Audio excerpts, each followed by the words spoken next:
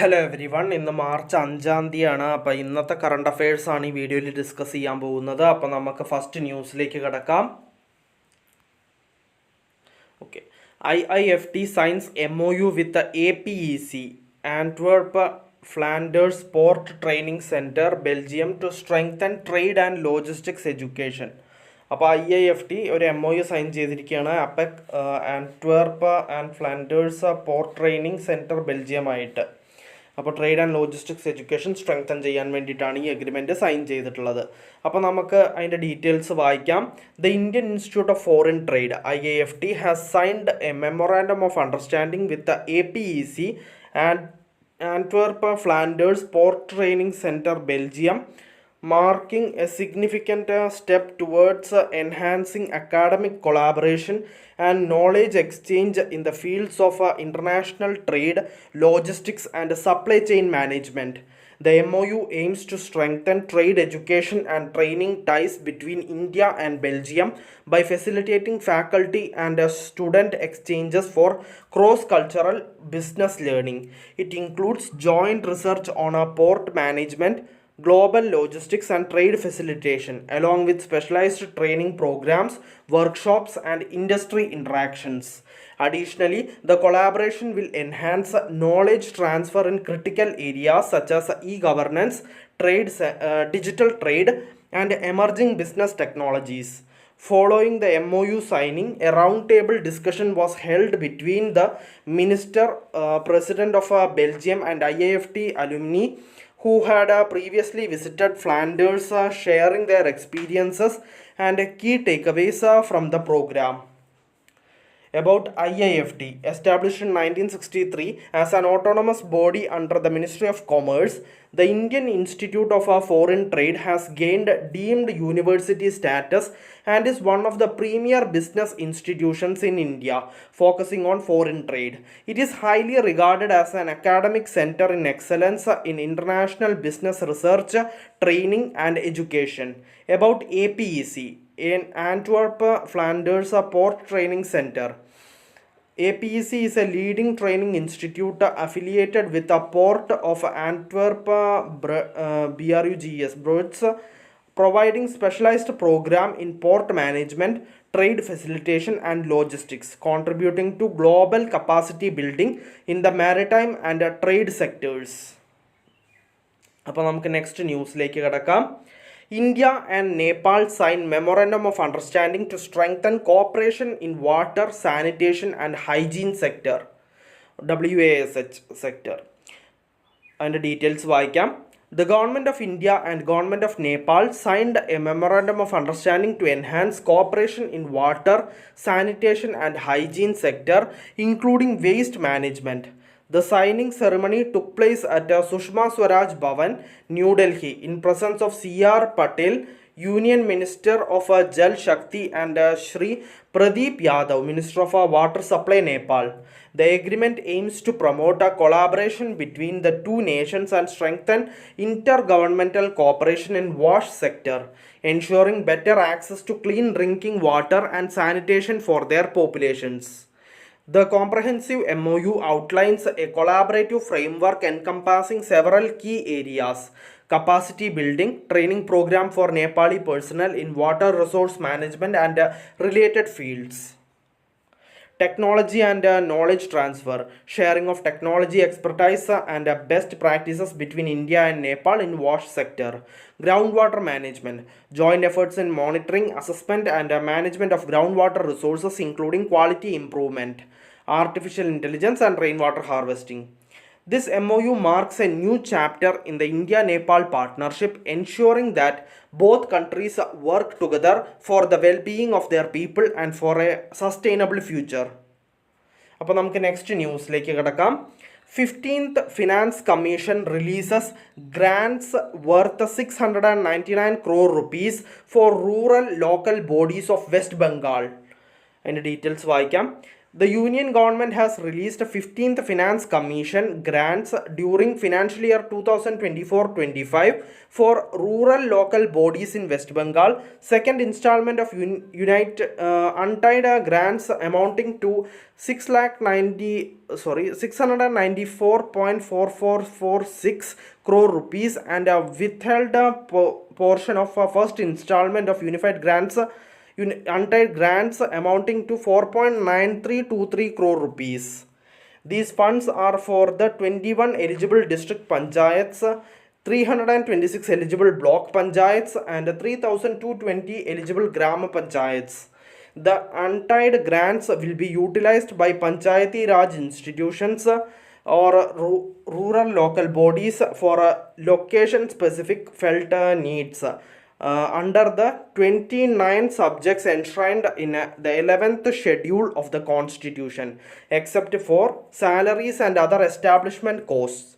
The tied grants can be used for the basic services, sanitation and maintenance of ODF status, and this should include management and treatment of household waste and human excreta and fecal sludge management in a particular, and B, supply of drinking water, rainwater harvesting and water recycling. അപ്പോൾ നമുക്ക് next ന്യൂസിലേക്ക് കടക്കാം. Pilot projects on hydrogen fuelled buses and trucks launched under national green hydrogen mission. അതിൻ്റെ details വായിക്കാം.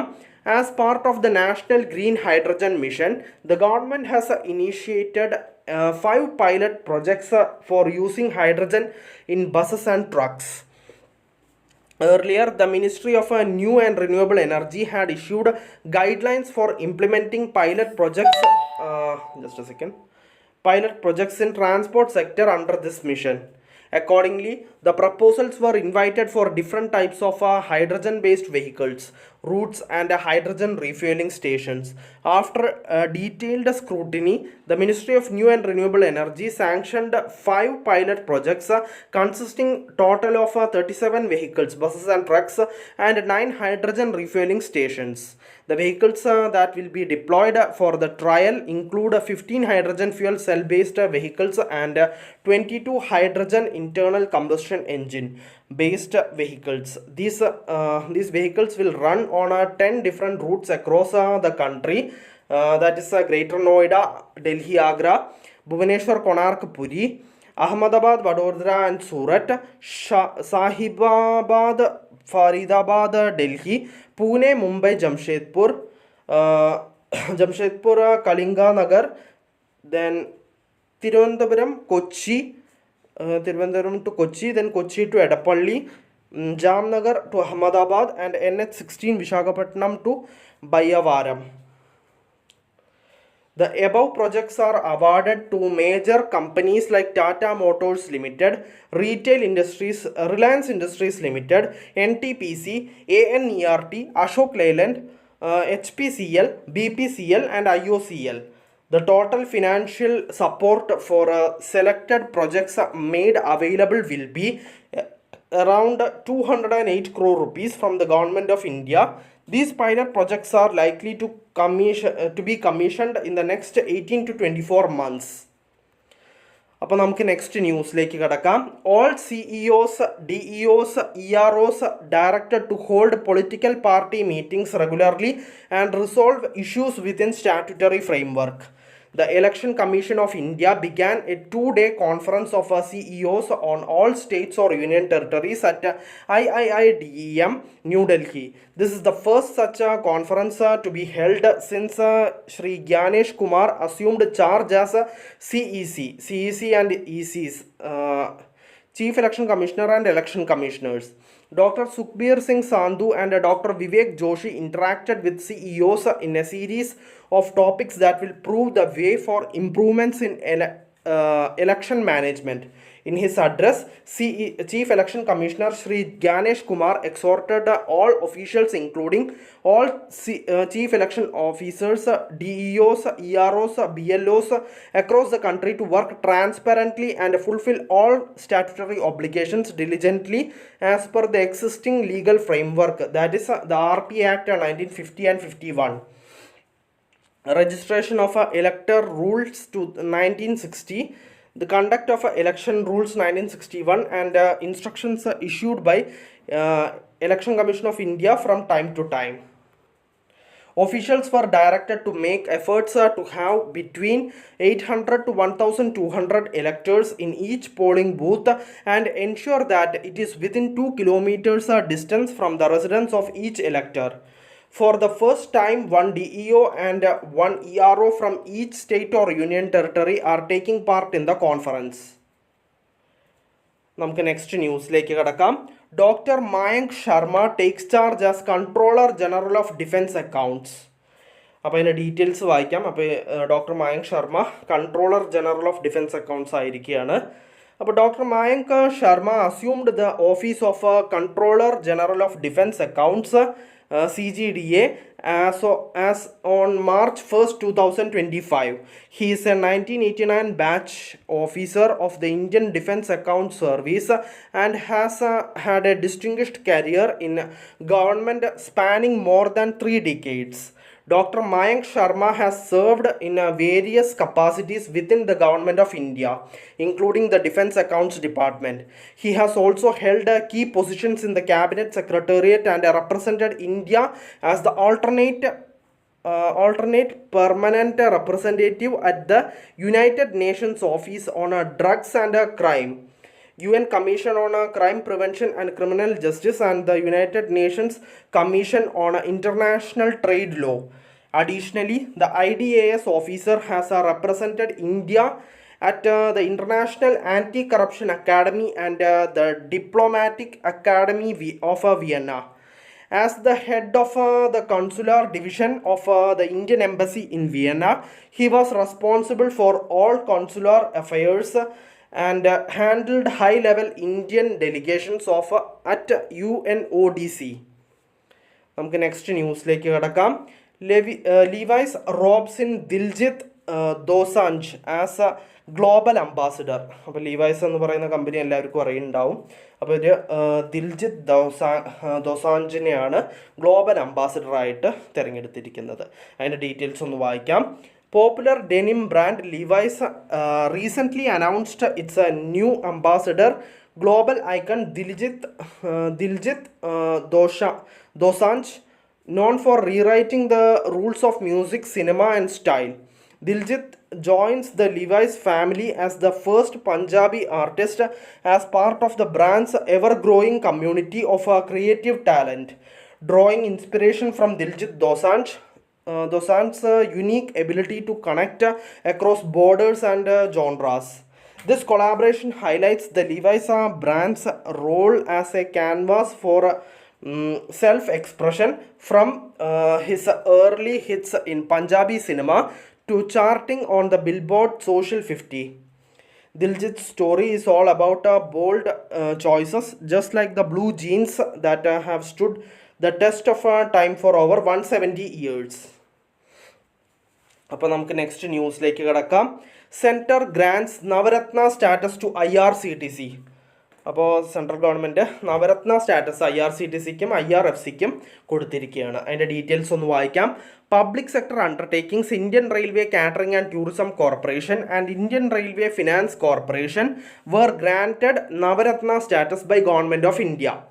Navaratna status is conferred upon public sector undertakings that demonstrate outstanding financial and market performance. This recognition enhances their autonomy and financial authority. A key advantage of this status is that the companies can invest up to 1,000 crore rupees or 15% of their net worth in a single project without needing prior approval from the central government. Furthermore, it enables them to independently establish partnerships, create subsidiaries, and enter into joint ventures. IRCTC is a Ministry of Railways CPSE with an annual turnover of 4,270.18 crore rupees, PAT of 1,111.26 crore rupees, and net worth of 3,229.97 crore rupees for financial year 2023-24. IRFC is a Ministry of Railways CPSE with an annual turnover of 26,644 crore rupees, PAT of 6,412 crore rupees, and a net worth of 49,178 crore rupees for financial year 2023-24. അപ്പോൾ നമുക്ക് next ന്യൂസിലേക്ക് കിടക്കാം. RBL Bank appoints Agarwal as a president of a branch banking and Pari as a COO. അപ്പോൾ അതിൻ്റെ details വായിക്കാം.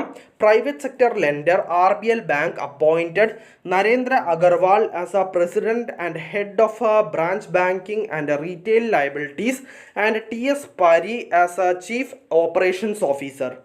Agarwal has over 25 years of experience across deposits, lending, distribution, and payments.